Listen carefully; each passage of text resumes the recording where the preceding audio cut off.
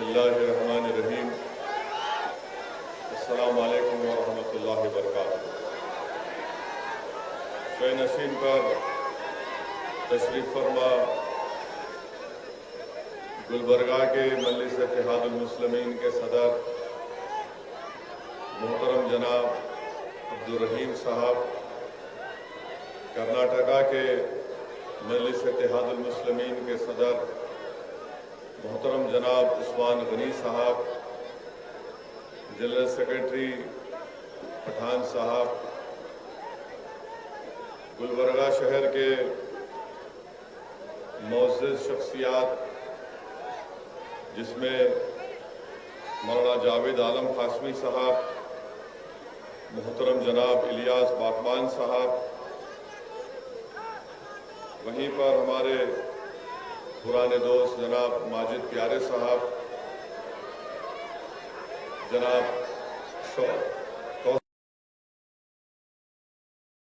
इत्तेहादुल मुस्लिमीन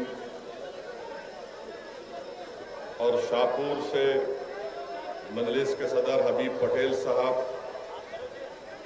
जिवरगी के सिराज पटेल साहब, सीडम के मोहतरम जनाब अब्दुल खादर साहब, मेरे मजलिस रुफ़ा मौजूद हाज़रीन इकराम, अज़ीज़ान मिल्लत, मैं आप तमाम का शुक्रिया अदा करता हूँ कि आपने अपना कीमती वक्त निकाल कर आज मजलिस इत्तेहादुल मुस्लिमीन के इस कन्वेंशन में शिरकत की। हमारी तो ये कोशिश थी और नीयत भी ये थी कि खुले मुकाम पर एक जलसे आम हो सके, मगर कोविड की रेस्ट्रिक्शंस की वजह से हमको ये जलसा अब्दुल रहीम साहब को और उनके तमाम टीम को इस शादी खाने में करना पड़ा। मेरे अजीज दोस्तों और बुजुर्गों, मैं शुरुआत में ही एक बात का जिक्र करना बेहद ज़रूरी समझता हूँ, और ख़ास तौर से आज 30 जनवरी है और 30 जनवरी को भी हमारे मुल्क में एक बहुत बड़ी तारीखी हैसियत उसको हासिल है। मेरे अजीज दोस्तों और बुजुर्गों, मेरी इज्जतदार माँ और बहनों, और ख़ास तौर से मैं अपने नौजवानों के लिए, उनको बताने के लिए, पैगाम देने के लिए बात कह रहा हूँ। 30 जनवरी को शाम 5:17 पर 1948 में महात्मा गांधी का कत्ल किया गया था, और आजाद हिंदुस्तान का अगर कोई सबसे पहला टेररिस्ट था तो उसका नाम नाथूराम गोडसे था। और इसी नाथूराम गोडसे ने नारायण आप्टे के साथ और मुख्तलिफ अपने साथियों के साथ मिलकर,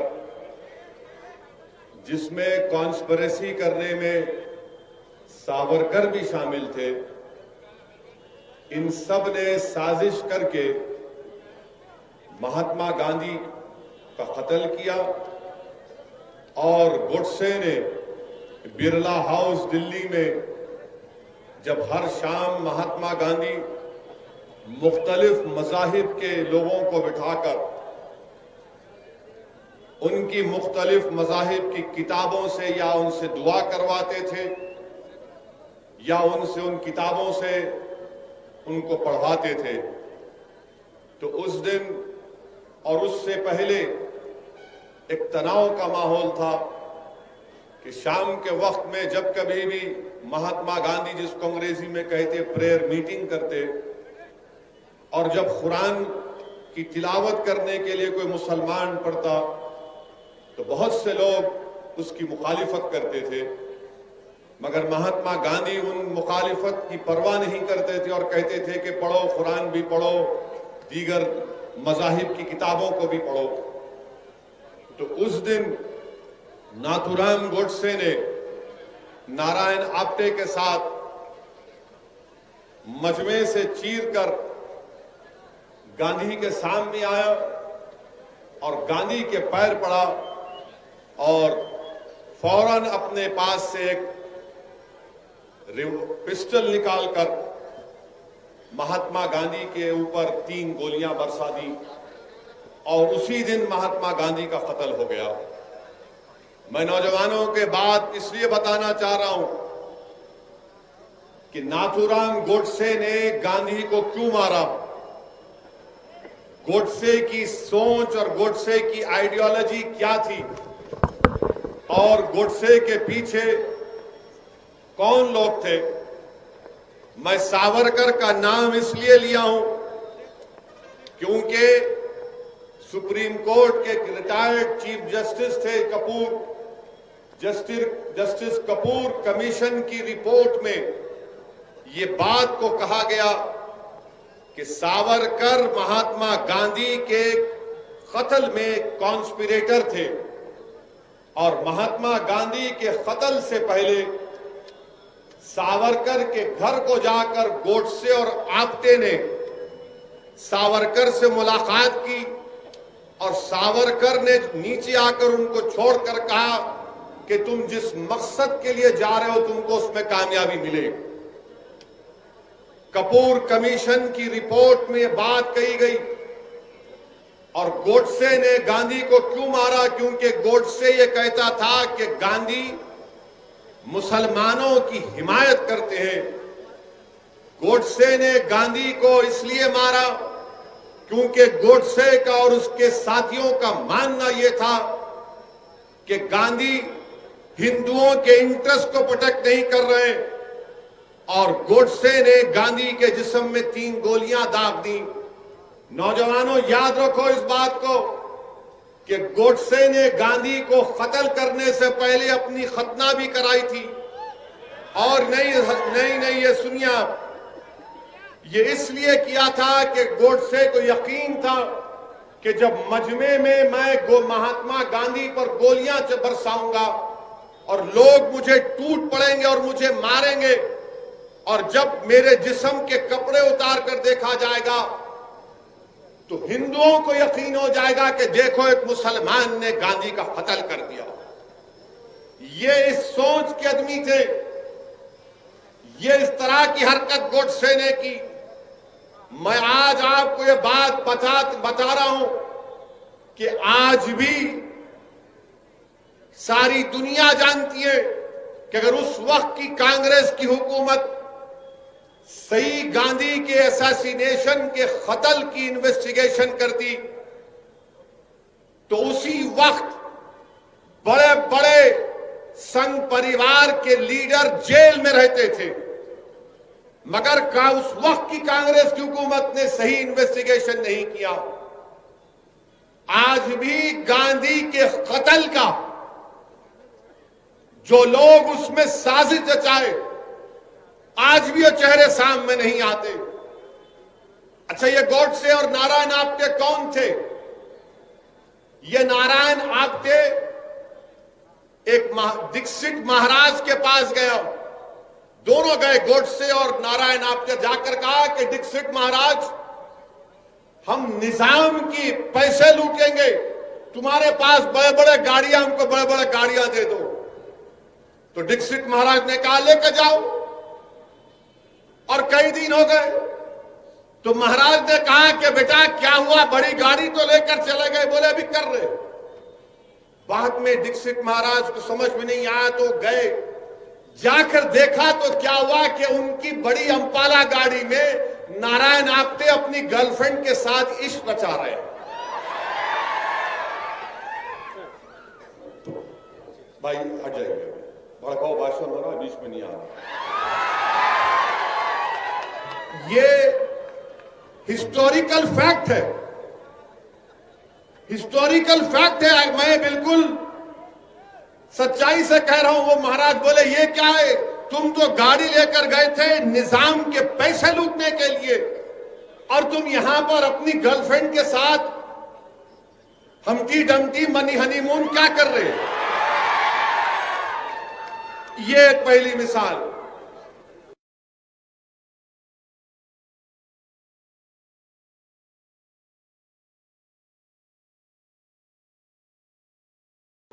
हम स्टैंड गन से हिफाजत करेंगे। अक्सरेती तबकों की स्टैंड गन ले लिए, उसको कॉक करना नहीं आया, इस्तेमाल करना नहीं आया। ये इनका बैकग्राउंड। और गोडसे का और एक बैकग्राउंड सुनो आप। गोडसे इस भारत देश का, आजाद भारत का सबसे पहला टेररिस्ट। और गोडसे जब पैदा हुए तो उनके मां बाप ने उनके नाक में नाक की बाली डाली और कई साल तक उनको बच्चियों के कपड़े पहनाए, क्योंकि उनसे पहले कई बच्चे होते थे, इंतकाल हो जाता था। तो मां बाप ने समझा कि नाथूराम को, इनका नाम नाथूराम नहीं था, वो नत डालने से नाथूराम हो गए। तो कई साल तक उनके मां बाप ने उनको बच्चों के कपड़े पहना, उसके बाद उनको भाई पैदा हुए। तो गोडसे को एक तकलीफ थी कि मुझे अपनी मर्दानगी दिखाना है, मैं मर्द हूं, मैं मर्द हूं। उसको एक जहन में पैदा हो गई थी बात, ये नफ्सियात का शिकार हो गया था।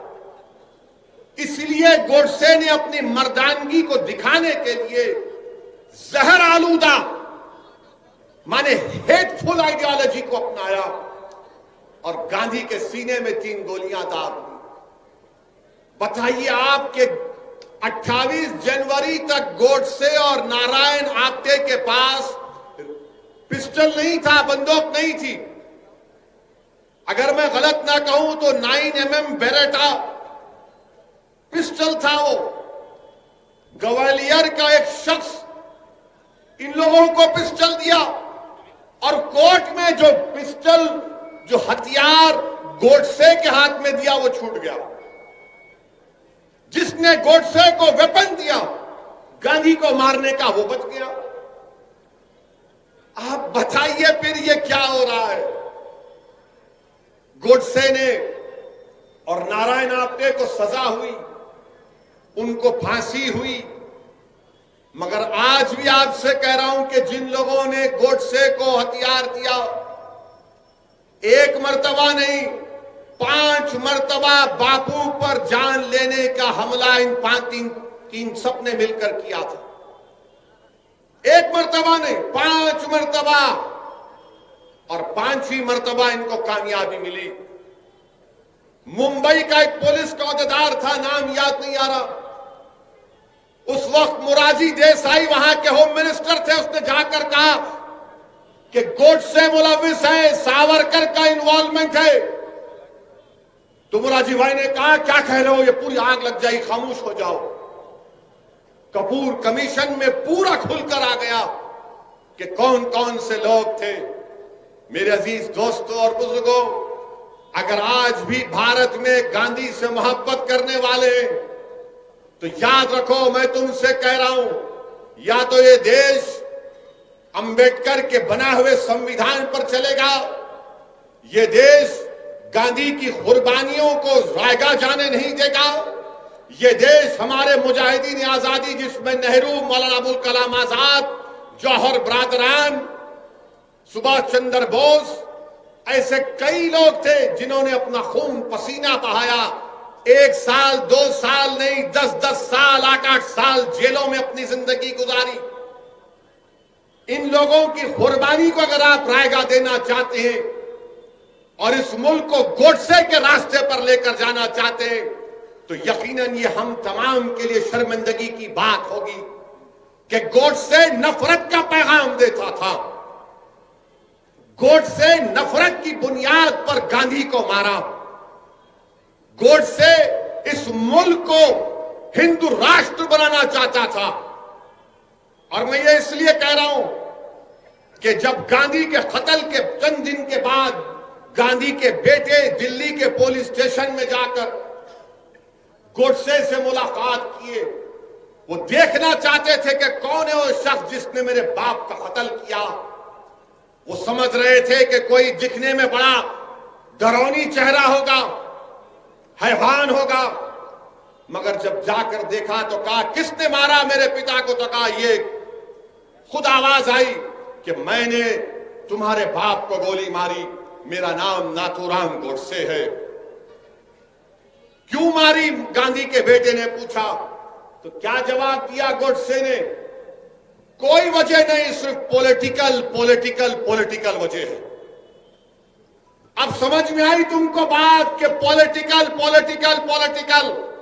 ये गोडसे के जितने मौजूदा चेले हैं जो इख्तिदार की कुर्सियों पर बैठकर भारत में हिंदू और मुसलमानों की नफरत पैदा कर रहे, ये गांधी के मानने वाले नहीं, ये अंबेडकर के संविधान के मानने वाले नहीं, ये नेताजी सुभाष चंद्र बोस की कुर्बानियों को मानने वाले नहीं, ये जौहर बरादरान और मौलाना अबुल कलाम आजाद की कुर्बानियों को मानने वाले नहीं, ये गोडसे के जानशीन है। और ये तमाम गोडसे के जानशीनों ने ही, ये तमाम गोडसे के जानशीनों ने ही दिल्ली की सड़कों पर सिखों का कत्लेआम किया। ये तमाम गोडसे के जानशीनों ने ही भारत की सरजमीन में हिंदू और मुसलमानों में फसाद करवाया। ये तमाम गोडसे के जानशीन हैं जिन्होंने 6 दिसंबर को बाबरी मस्जिद शहीद की। ये तमाम गोडसे के जानशीन हैं जिन्होंने आसाम में नल्ली का मैसेकर किया। ये तमाम गोडसे के जानशीन हैं जिन्होंने मुरादाबाद में फसाद किया। हर जगह पर अगर देखा जाए तो गोडसे के चाहने वाले हैं, क्योंकि गांधी का जो चाहने वाला है, यकीनन गांधी हिंदू थे, अपने मजहब पर चलते थे, राम को बड़ा मानने वाले थे, मगर गांधी जिस मोहब्बत और अकीदे से राम को मानते थे, ये आज मौजूदा दौर के गोडसे राम के नाम पर मुल्क में नफरत पैदा करना चाहते हैं। क्योंकि जब गांधी को गोली मारी गई तो गांधी ने क्या कहा है? राम कहा। गांधी ने क्या कहा था? इसलिए नौजवानों, फर्क समझो। ये गोडसे के जानशीन जो आज हमारे सामने हैं, इनको पहचानो, जो नफरत पैदा करना चाहते हैं हमारे भारत में। इनके पास इख्तिदार होगा, इनके पास ताकत होगी, मगर याद रखो, इंसान की तारीख गवाह है कि हमेशा जीत मोहब्बत की हुई है, नफरत को शिकस्त हुई है, और इंशाअल्लाह ताला मोहब्बत गालिब होगी शिकस्त को, और ये नफरत को शिकस्त होगी इंशाअल्लाह ताला। इसीलिए मेरे अजीज दोस्तों और बुजुर्गों, ये बात आपके सामने अर्ज करना बेहद जरूरी था। और ये संघ परिवार के लोग बोलते हैं, नहीं गोडसे हमारे पास नहीं था।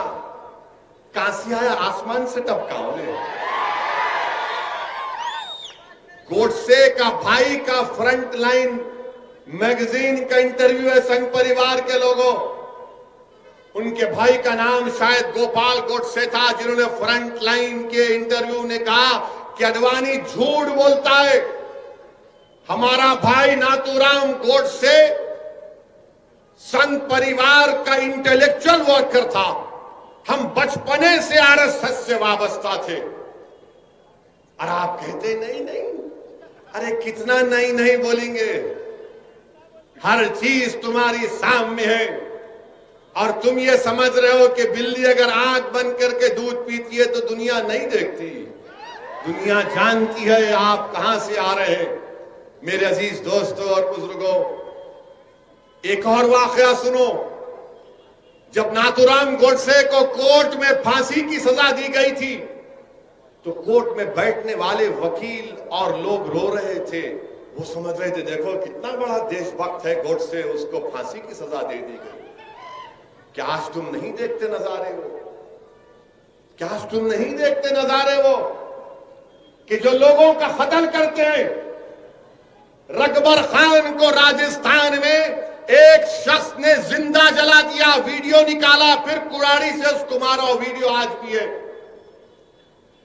जब उस शख्स को राजस्थान की एक अदालत में लाया गया तो उसको जुलूस की शक्ल में लाया गया, जैसा लाया गया कि इनके बहन का शौहर था और अपने पहले मर्तबा अपने ससुराल को आ रहा है।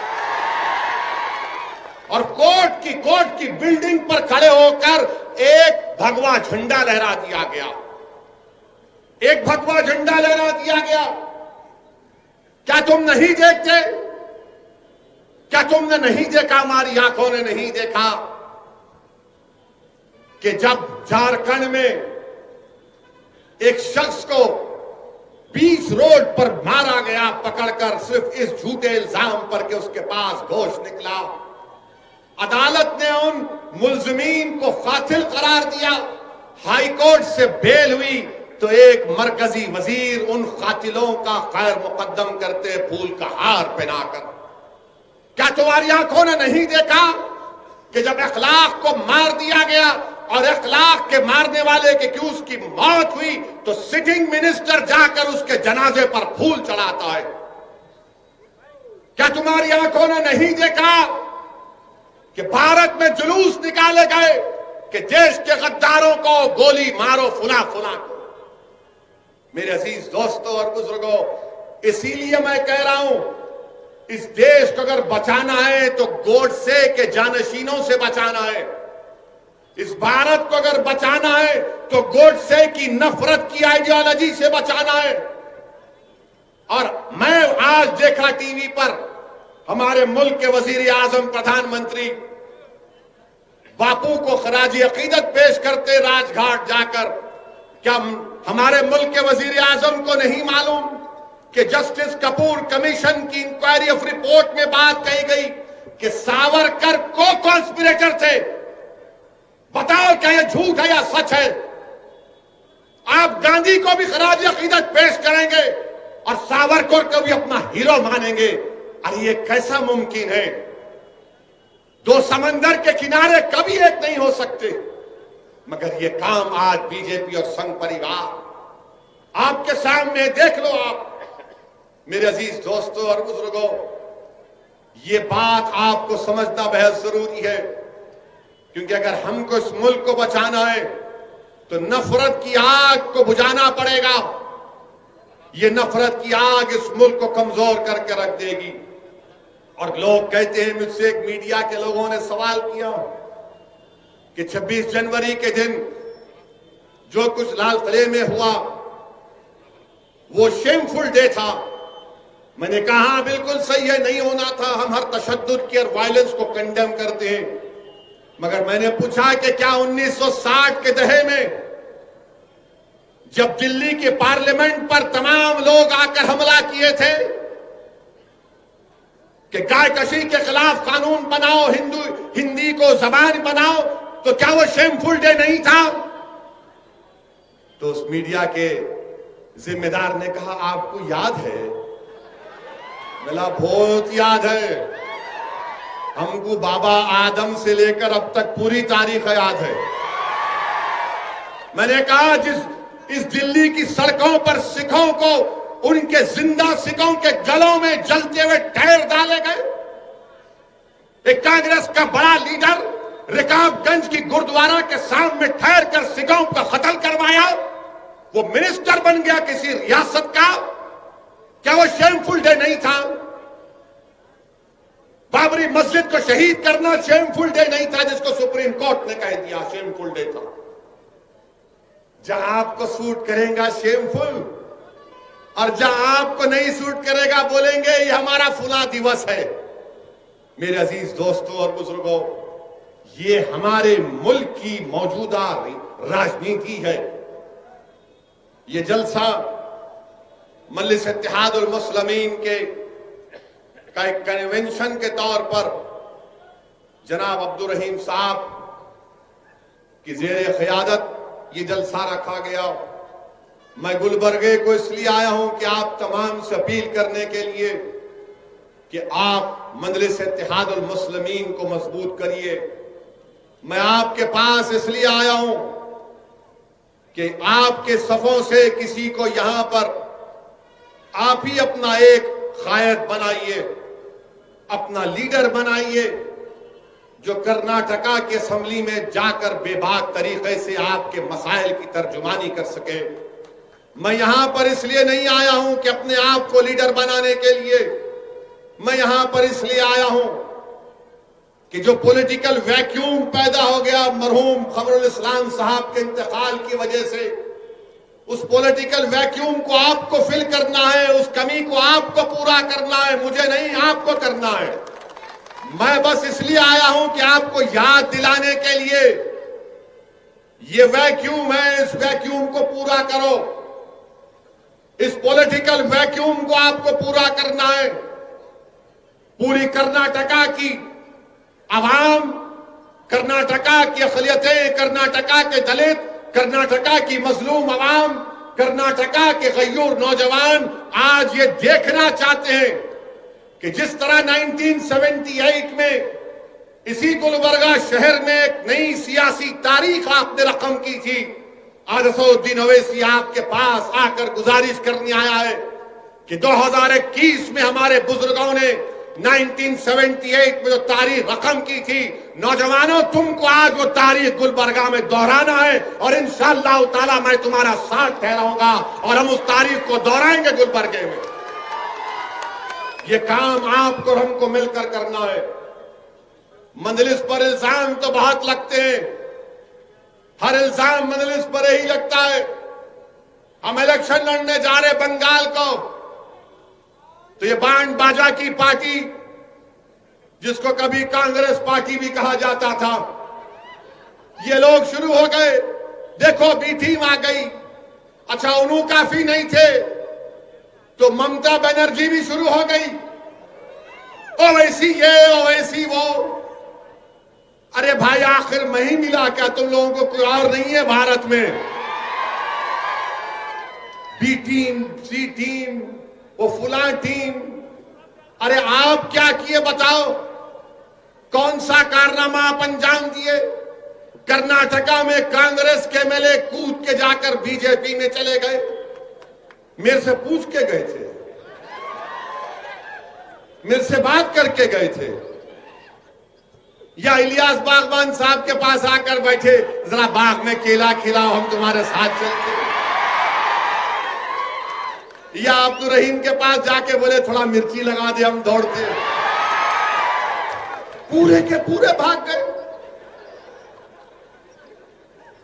अरे पतली गली पकड़ के भाग रहे, तुमको भागने वाला नजर नहीं आ रहा, तुमको एक ही मर्द नजर आ रहा। अल्हम्दुलिल्लाह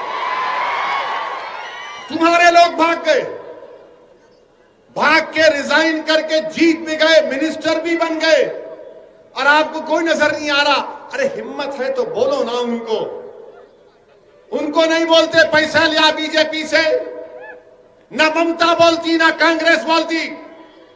जहां बात आती मुसलमान की तो पैसे की बात आ जाती। बताओ ये तुम्हारी फिरका परस्ती है, ये तुम्हारी घटिया सोच है कि जहां पर ओवैसी का नाम आया तो बी टीम, और जहां पर तुम्हारी पार्टी का आदमी भाग गया तो बोलते नहीं भटक गया उन्हें, वापिस आ जाता उन्हें। फिर मीडिया वाले पूछते ओवैसी, अरे नहीं नहीं उन्हें तो पूरा उनका ही है। मैं किसी का नहीं हूं, ना कभी किसी का रहूंगा। इंशाअल्लाह ताला मैं तुम्हारा था और तुम्हारा ही रहूंगा इंशाअल्लाह ताला। असदुद्दीन ओवैसी का तारुफ यह है, सुनो, मैं किसी तारीफ का मोहताज नहीं हूं। मैं पाक रसूल मोहम्मद सल्लल्लाहु अलैहि वसल्लम के दर का कुत्ता हूं, ये मेरी तारीफ और तारुफ है। मुझे किसी की तारीफ या हिमायत या वाहवाह की जरूरत नहीं है। मैंने हमेशा कहा और आज भी कह रहा हूं कि अल्लाह सुब्हानहू तआला ने अपने हबीबे पाक सल्लल्लाहु अलैहि वसल्लम के सदक़े और तुफैल में मुझे इतनी इज्जत दी कि मैं कभी सोच भी नहीं सकता था कि मैं उस मुकाम पर पहुंचूंगा। मेरे अजीज दोस्तों और बुजुर्गों, लगाएंगे नारा, आखिर में लगाएंगे, बहुत लगाएंगे, लगाएंगे, लगाएंगे।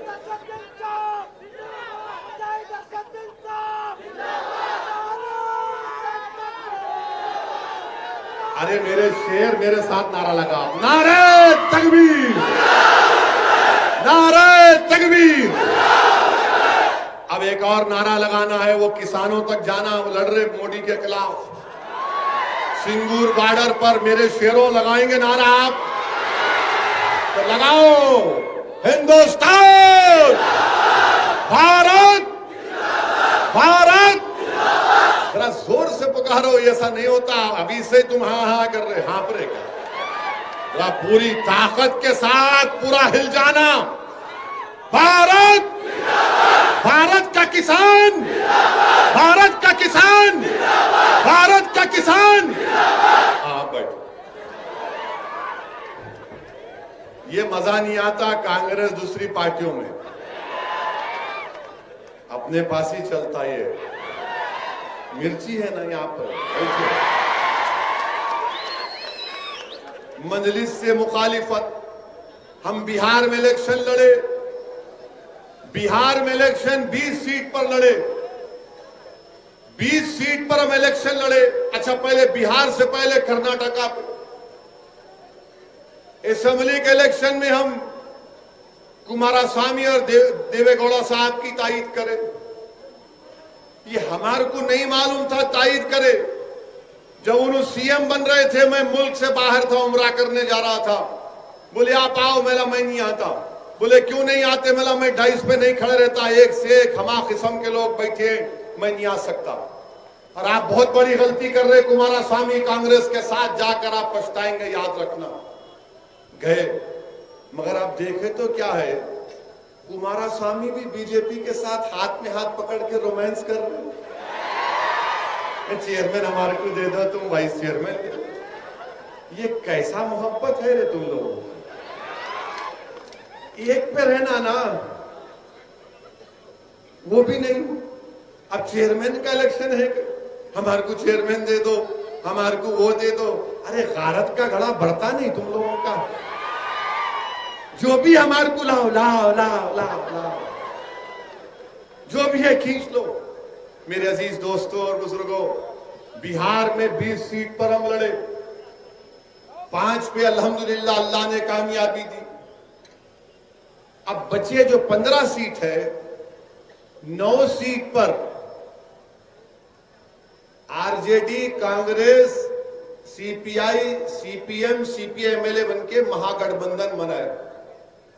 9 पे वो जीत गए हमारे खिलाफ, 6 पे नीतीश कुमार और बीजेपी जीते। अच्छा, वो 9 जो जीते, जहां पर हमारे 9 कैंडिडेट थे, उनकी मेजॉरिटी हमारे को वोट मिले, उससे बढ़ के मिले। जो 6 एनडीए जीती, पानी पिला रहे, इतनी हिम्मत तुम्हारी? हम सबको पानी पिला रहे हो, हमारे को बॉटल दे रहे। 6 सीट पे एनडीए जीती, उनका जो टोटल वोट था वो मजलिस के उम्मीदवारों से बढ़ के था, हर कैंडिडेट का। मगर उसके बाद शुरू हो गए, देखो उन्हों करे, देखो उन्हों करे।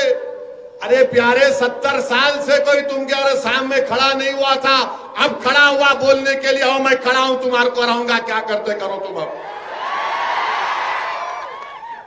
क्या किया तुमने बताओ? आज बिहार की सरजमीन पर, सीमांचल की सरजमीन पर, सीमांचल की जनता ने मजलिस-ए इत्तेहादुल मुस्लिमीन को कामयाब किया। और वहां की खास तौर से खवातीन से जब जाकर मीडिया के लोग पूछते थे अब की बार किसको वोट देंगे, वो गोल टोपी वाले को दे रहे। मेरे को जब मालूम हुआ, मिला गोल टोपी तो सबकी गोल रहती, ये बोले नहीं वो गोल टोपी वाला। तो मीडिया के लोगों ने बोला क्यों देंगे? तो हमारी मां और बहन ने कहा कि उसको सत्ता से मोहब्बत नहीं है। ये बात बिल्कुल सही है। हमको इख्तिदार की कुर्सियों पर बैठना हमारा मकसद नहीं है। हमारा मकसद यही है कि दलित मुसलमान से इंसाफ हो। मुझे कोई मिनिस्टर बन के अपनी गाड़ी पे लाल लाइट लगाए टाई टाई करके निकलना नहीं है। मेरा मकसद यह है कि अगर मेरा नुमाइंदा कामयाब होगा तो वो जब ऐवान असेंबली में जाएगा तो गरीबों की आवाज बनेगा, वो मजलूमों की आवाज बनेगा, वो हक के लिए लड़ेगा, ऐवान को हिला के रख देगा। हमको अब तक हम सिर्फ ओहदों के लिए कामयाब करते आए, अब हमको ओहदों की जरूरत नहीं है, मिनिस्टर की बनने की जरूरत नहीं है। हमको बेबाक नुमाइंदे चाहिए जो मुसलमानों के मसाइल को समझे, जो दलितों के इंसाफ के लिए लड़े। ये मजलिस इत्तेहादुल मुस्लिमीन का पैगाम। इसीलिए आज आप देखते हैं कि जहां हम जाते हैं वहां पे शुरू हो जाते। मेरे अजीज दोस्तों और बुजुर्गों, कर्नाटका में इंशाअल्लाह ताला आने वाले बल्दिया के इंतखाबात में, चाहे गुलबर्गा हो, बीजापुर हो, बिदर हो, जहां कहीं भी हम लड़ेंगे इलेक्शन इंशाअल्लाह ताला। इलेक्शन का आगाज बल्दिया के इलेक्शन से होगा। बल्दिया में आप कामयाब करेंगे तो असेंबली में इंशाअल्लाह ताला कामयाबी मिलेगी। असेंबली में कामयाबी मिलेगी तो फिर दिल्ली को आप किसी को अपना रुकने पार्लिमान बनाकर बजाएंगे।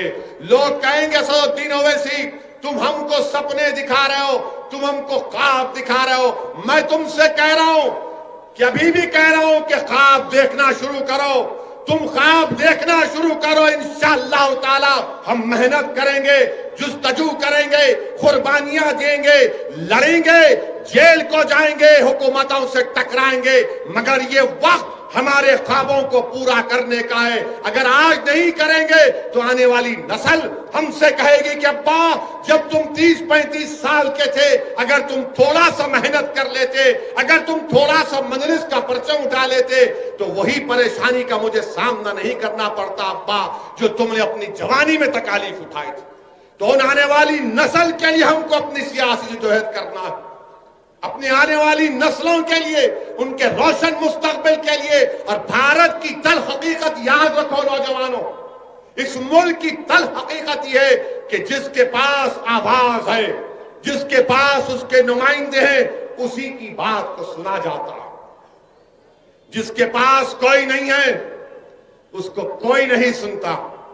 इसीलिए मेरे अजीज दोस्तों और बुजुर्गों, मुत्तहिदा तौर पर अपने के कोट का इस्तेमाल करिए।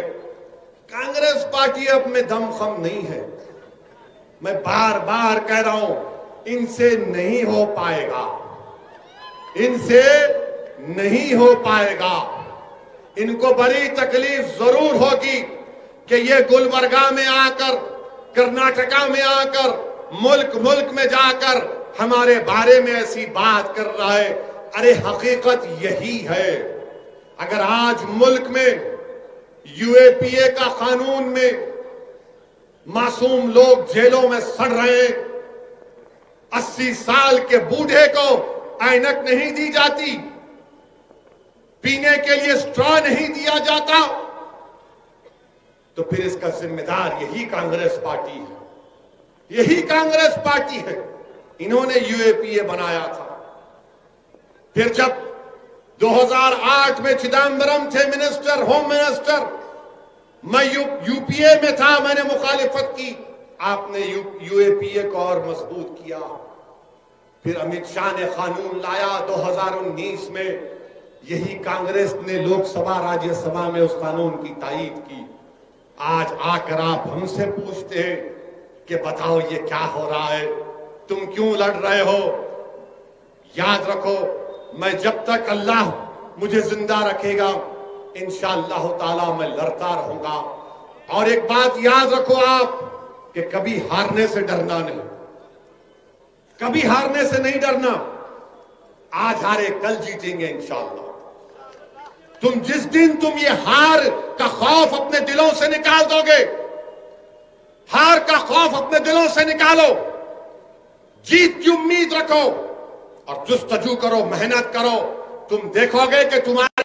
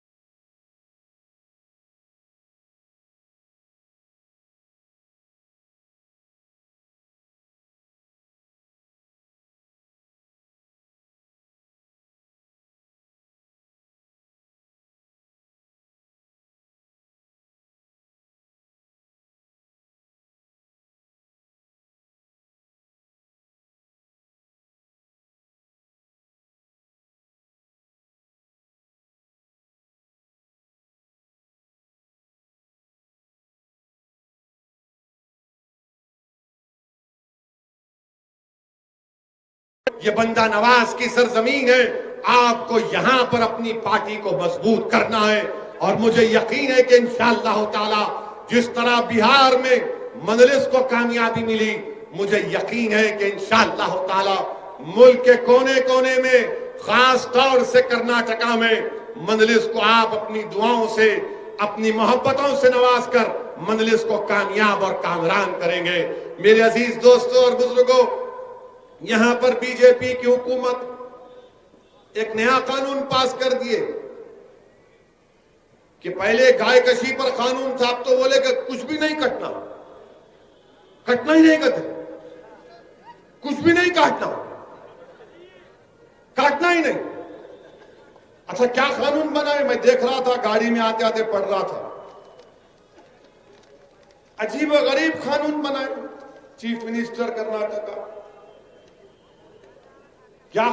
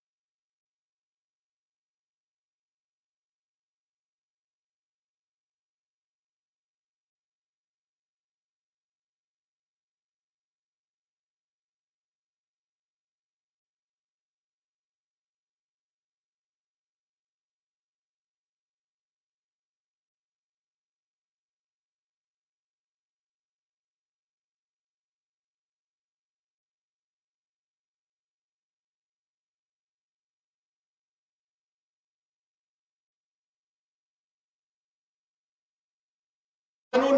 क्या मजा नहीं आ रहा? खाने में बोल रहे हो, बोलता हूं उस पर भी आप हो। तुम अब दिमाग खोल दी मेरा, तहारी बोलते हो। कानून क्या है कि अगर पाशा भाई के घर में एसआई आ गए,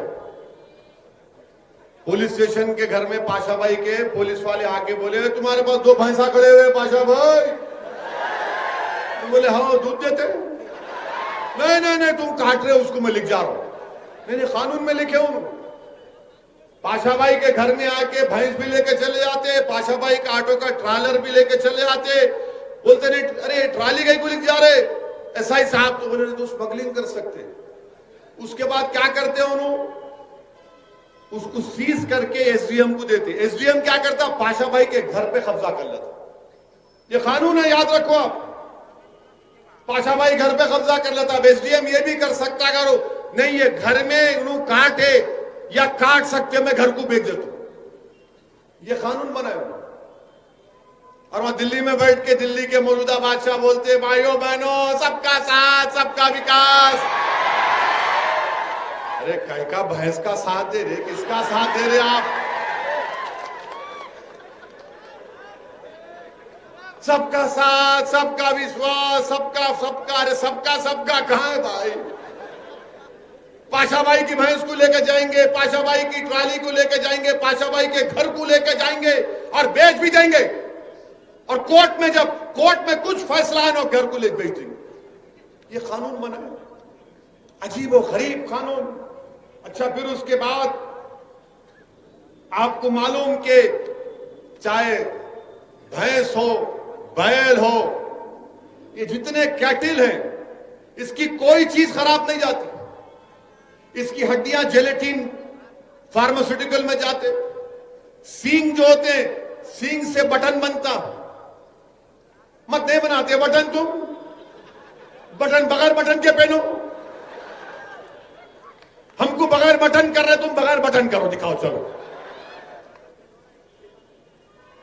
उससे सींग से बटन बनता। आपको मालूम कि ये जो हड्डियों की और जेलेटिन की इंडस्ट्री कितनी है? 2000 करोड़ की इंडस्ट्री है ये पूरे मुल्क में। और कर्नाटका के जो बूचर एसोसिएशन ने सही कहा कि 40-50 लाख के करीब लोगों का रोजगार बर्बाद हो जाएगा। क्यों कर रहे हैं आप ये? क्या आप नहीं जानते कि ये किसानों का मसला है? क्या करेगा किसान जब भैंस दूध नहीं देगी? क्या करेगा किसान जब गाय दूध नहीं देगी? आप खरीदो ना उन लोगों से, खरीदो उन लोगों से जब गाय और भैंस दूध नहीं देती, खरीदो आप। अब आप देखेंगे कि पूरे छोड़ देंगे गाय और भैंस को, वो किसानों के फसलों को जाकर खा लेंगे। इस तरह का कानून आप बना कैसा बनता? वो मुर्गी के चमड़े से बनता, बकरी के चमड़े से बनता। क्रिकेट खेलेंगे मगर तू मटन नहीं खाना। ये क्या बात है भाई मेरे, क्या बात है बताओ आप। एक मजाक बना के रख दिए इस मुल्क में आप। अच्छा फिर आप देखें, हाँ चप्पल भी। अच्छा बात करें कि बीजेपी वाले बोलते क्या ओवैसी संविधान में नहीं लिखा है आर्टिकल 48? प्यारे मेरे कान में फूल नहीं है, मैं भी थोड़ा पढ़ा लिखा हूं। डायरेक्टिव प्रिंसिपल है। आप याद रखो नौजवानों, कहीं डिबेट हुई तो तुम्हारे को बोल आर्टिकल 48 है, तुम बोलो आर्टिकल 47 पढ़ा तू। अरे जाहिल हौले, पढ़ा नहीं पढ़ा बोल। आर्टिकल 47 क्या बोलता मालूम आपको? भारत का संविधान का आर्टिकल 47 ये बोलता कि हुकूमत की जिम्मेदारी है कि न्यूट्रिशन, ताकत में, बच्चों में, भारत के बाशिंदों में न्यूट्रिशन का इजाफा हो। दूसरा बोलता कि आपकी जिंदगी का मियार उठे। तीसरा ये बोलता कि लोगों की सेहत अच्छी हो। और चौथा आर्टिकल 47 ये बोलता कि साइंटिफिक टेम्परामेंट पैदा हो। आर्टिकल 47 में न्यूट्रिशन। अच्छा आप देखो बाप, कर्नाटका में नेशनल फैमिली हेल्थ सर्वे का चौथा राउंड हुआ। उन्होंने क्या कहा कि शेड्यूल ट्राइब, शेड्यूल कास्ट के खास तौर से इसमें 39% बच्चे स्टंटेड हैं, यानी जो उनका हाइट होना उससे कम होता। आप बताओ कि गरीबों के, शेड्यूल कास्ट के, शेड्यूल ट्राइब के बच्चों का जो स्टंटेड ग्रोथ है 37%, और अंडर नरिश्ड यानी उनका वजन जो उम्र में रहना नहीं होता वो कितने 40%, और एनीमिया, जिस्म में खून नहीं है 56% कर्नाटका में ऐसे बच्चे जो 6 साल की उम्र को पहुंचे तक एनीमिक होते। अब आप क्या कर रहे हैं इन लोगों? अच्छा आपको मालूम, अगर आप बड़े का कलेजी खा लिए, बड़े की खाए कलेजी का भी खाए ना, कितने लोग खाए? हाथ उठाओ। या नहीं खाए?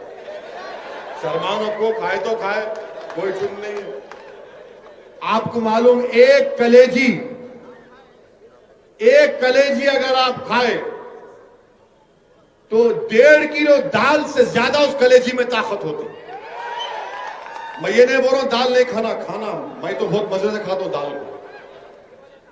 वो इसलिए कि ये साइंटिस्ट ने कह दिया कि कलेजी खाने से iron, zinc, vitamin A, B12, calcium का उसमें बहुत ज्यादा होता।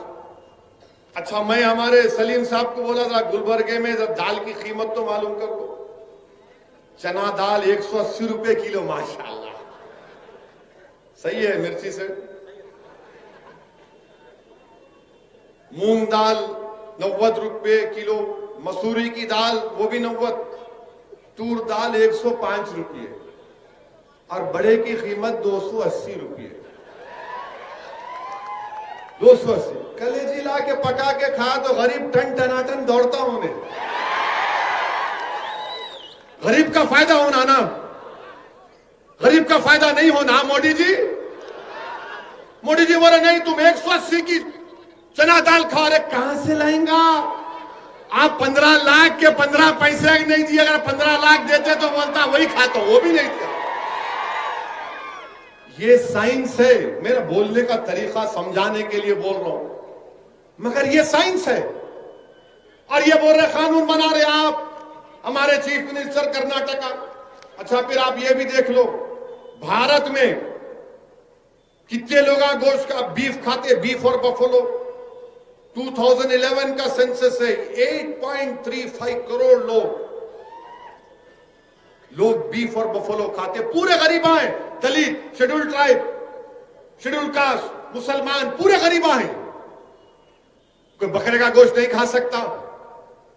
अपने बच्चों को ताकत दिला, जो लेबर काम करता, एक टाइम का खाना खाता। आप भूखा रख रहे पूरे देश में, पूरा देश गरीबों से भूखा है। आप बोलते मैं डाला पैसे, अरे कहां डाले भाई? मेरे अजीज दोस्तों और बुजुर्गों, अच्छा ये लोग बार बार बोलते नहीं ये खाली ओवैसी बोलता बड़ा बड़ा Kalyani biryani. Indus valley civilisation, 5000 साल पुराना सिविलाइजेशन, वहां जाकर वहां के एक्सपर्ट्स आसारे कदीमा के खोद के निकाले तो किसकी हड्डियां निकले मालूम पड़े के।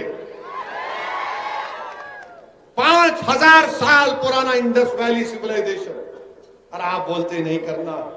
हम चीफ मिनिस्टर से इतना बोल रहे कि आप लाखों लोगों को बेरोजगार कर देंगे, और जब गरीब बेरोजगार हो जाएगा, उसके पास काम नहीं होगा, तो फिर गरीब क्या करेगा बताओ। जब जानवर नहीं कटेगा, खेतों में जाएगा, किसानों की फसल को खा लेगा, आप खरीदो ना भाई, फिर आप वो भी नहीं, ना कानून बना दिए। अरे प्राइवेसी का सुप्रीम कोर्ट का जजमेंट है, मैं अपने घर में बैठ के क्या खाता हूं, आपको क्या शौक है उसमें झांकने का। हर बुट्टी में झांकते, मुंडी घुसाते अपनी, क्या है इसमें, इसमें क्या है, इसमें क्या है। अरे कई को मुंडी घुसाते हैं उसमें। मैं घर में क्या खाता हूं, आपको क्या फिक्र नहीं। झांकता हूं मैं, तुम्हारे क्या पका रहे, हंडी में क्या है दिखाओ, खुड्डी में क्या है दिखाओ। कोई बात है? कब तक झांकेंगे हंडी और खुड्डी में तुम लोग? खाने को खाना नहीं है भारत के गरीबों के पास, अनकॉन्स्टिट्यूशन लॉकडाउन लगा दिए। कितने 10 करोड़ नौकरियां चली गई। ये मीडिया के लोगों को पूछो आप, मेरे जाने के बाद, मार्च के बाद इनकी नौकरियां भी नहीं रहेंगी, याद रखो आप। देखो मुंडियां हिला रहे, यूं कर रहे, उनको मालूम मार्च के बाद कोई नौकरियां नहीं रहेंगी मीडिया की, इनकी भी नौकरी जाने वाली है। मगर मोदी जी क्या बोलेंगे? गोश्त मत खाओ मित्रों, नारा लगाओ, नफरत फैलाओ। क्या हो रहा है? ये मुल्क कहां किस रास्ते पर जा रहा है? और फिर उत्तर प्रदेश में तो एक नया कानून बना दिया उन्होंने। टाइम है ना, 15 मिनट है। उत्तर ये खत्म कर दो तुम, नहीं तो योगी आदित्यनाथ बोलेंगे मेरे पे नहीं बोले, बोलेंगे पाशा, सब पे बोलेंगे। हम नहीं बोले तो कौन बोलता ही नहीं आजकल। नहीं गूंगे नहीं है, हमारी तकरीर यूट्यूब पे सुन के बोलते वाह क्या बोले, कतर लो। उत्तर प्रदेश में एक कानून बनाए, वही कानून यहां पे चीफ मिनिस्टर बनाते बोल रहे। क्या कानून है मालूम आपको? मजहब तब्दीली का कानून। अब आप पेट पकड़ के हंसीगे, देखो अभी बात में। अच्छा कानून कैसा कानून है सुनो आप। कानून ये बोल रहा है कि अगर इज्तिमाई तौर पर कोई अपना मजहब तब्दील कर लिए तो उस पर यह कानून लागू होगा, पकड़े जाएंगे। अच्छा इज्तिमाई माने कम से कम 30-40 तो होना ना, नहीं ओनली 2 है तो भी कानून लागू होता है। 2 भी कबूल करे तो मास कन्वर्शन। अरे पाशा तेरे को अंग्रेजी कौन सिखाए ये कानून बनाने वाले को? 2 लोगों का मास कन्वर्शन होता, 2 लोगों की शादी होती। अच्छा फिर इनका सेक्शन 2(1) क्या बोल रहा? अगर मैं आज तकरीर करा इस्लाम के बारे में और इसमें से कोई शख्स बोला कि भाई तुमने इस्लाम को बेहतरीन तरीके से बताया, मैं अशहदु अल्ला इलाहा इल्लल्लाह व अशहदु अन्ना मुहम्मद रसूलुल्लाह पढ़ता हूं, वो कानून क्या बोल रहा? नहीं इनकी इनू करे, इन पर भी केस बुक करो। नहीं कन्वर्टर कहते, मैं कन्वर्टर, गाड़ी का कंडक्टर कन्वर्टर है ये, मैं कन्वर्टर। मेरी बात सुन के अगर कोई दीन कबूल कर लिया उस पर भी केस लगाएंगे। और फिर आप क्या बोल रहे हो उस कानून में? कानून में क्या बोल रहे कि एडिंग एबेटिंग का सेक्शन 2(1) और उसके बाद अच्छा इसमें हैरत अंगेज बात देखो आप, सेक्शन 4 में अगर एक मियां बीवी किसी बच्चे को गोद ले लिए, बच्चा जाके कंप्लेंट दे सकता है मेरे अम्मा अब्बा मजहब तब्दील कर लिए, केस बुक करो। नहीं नहीं, हंसने का नहीं है, वो दिमाग वाले हो लोग, वो पूरा फर्स्ट फ्लोर खाली खाली खाली खाली। और फिर ये भी बोलते कि रोड चलता आदमी जाके कंप्लेन कर सकता, मैं बदल दिए मजहब इनू, कैसा मालूम तेरे को? नहीं, मैं रोड चल रहा था देखा, केस बुक कर दो इस पर। वो कानून में डाल दिए, सेक्शन बोल रहा हूं आपको 83। और 83 में क्या है, अगर कोई अपना मजहब तब्दील करना चाह रहा है तो उसको जाके डिस्ट्रिक्ट मजिस्ट्रेट को लेटर लिख के देना, साहब मैं तंग आ गया अपने पुराने मजहब से, नया मजहब बदलना चाह रहा हूं। तो डिस्ट्रिक्ट मजिस्ट्रेट बोलते लिख के दे, 2 महीने के बाद आ, 2 महीने के बाद आ, मैं इंक्वायरी करूंगा, मैं मालूम करूंगा कि तू सच बोल रहा है या तेरे को कोई धोखा दे रहा। ये कानून बना रहे मेरे अजीज दोस्तों और बुजुर्गों। ये सेक्शन 8 सबसेक्शन 3 सबसेक्शन 9 सेक्शन 4, ये क्या है बताइए आप? कौन सा कानून है ये? मैं अपने मजहब पर चलूं, मैं एक अल्लाह को मानूं, मैं हजारों खुदाओं को मानूं, मैं किसी खुदा को ना मानूं, मैं किसी और मजहब पे चलूं, आपका इख्तियार कौन है उसमें? हुकूमत कौन है मेरे को बोलने वाली? मगर ये बीजेपी के राज में हो रहा है कि अगर खुदा को भी तुमको मानना है तो हमसे पूछना पड़ेगा, मजहब को भी छोड़ना है तो हमसे पूछ कर छोड़ना पड़ेगा। और शादी कर रहे, तुम लोग शादी कर रहे, शादी कर रहे, शादी कर रहे, इतनी मोहब्बत हो गई, देखो शादी नहीं करे तो भी शादी कर रहे। अब आप देखो, आप इसमें 86 लोगों पे केस बुक हुआ जिसमें 79 मुसलमान, 86 में 79 मुसलमान, जिसमें ईटा के 26 एक ही खानदान के, जिसमें 5 खवातीन, 2 मासूम बच्चियां। क्यों कि 21 साल की एक बच्ची ने इस्लाम को कबूल किया, उसकी शादी उस बच्चे से नवंबर 17-18 को हुई। वो कानून 1 हफ्ते के बाद आया। जब कानून नहीं है तो कानून में नहीं बुक कर सकते ना?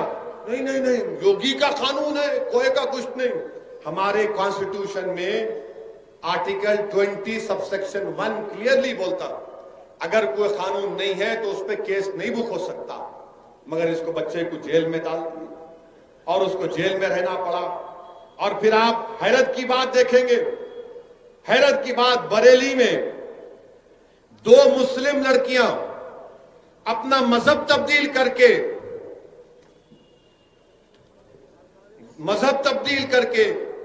शादी करते हैं तो पुलिस उनको प्रोटेक्शन दी, पुलिस उनको प्रोटेक्शन दी। एक मुसलमान बच्चा अपने कॉलेज के दोस्त के साथ बैठ के पिज्जा खाया तो उसके बाप के पास जाकर उस पर प्रेशर डाल के बोले, देख तेरी बेटी को इन्हें मुसलमान बनाना चाह रहा, केस बुक करके। वो बच्चा अब तक जेल में पड़ा हुआ है। उसका जुर्म क्या है? खाली पिज्जा खाया हुआ। उसका बाप बोल रहा कि मेरे को पुलिस वाले मजबूर करे केस बुक करने के लिए। ये इनका कानून है मेरे अजीज दोस्तों और बुजुर्गों। ये मुल्क को किस रास्ते पर लेके जा रहे हैं आप देखो। कौन बोल रहा है इनके खिलाफ? कोई नहीं बोल रहे, और हम भी टीम है। और मेरे अजीज दोस्तों, अब ये बीजेपी वाले बोलेंगे हो रहा नहीं हो रहा। अरे दीवाने, इंडियन पिनल कोड का आईपीसी 493 के अगर मैं किसी को धोखा देकर शादी करता हूं, कोई मर्द अगर किसी औरत को धोखा देकर शादी करता तो सजा है 10 साल की। सेक्शन 503 आईपीसी का क्या है, कानून मौजूद है।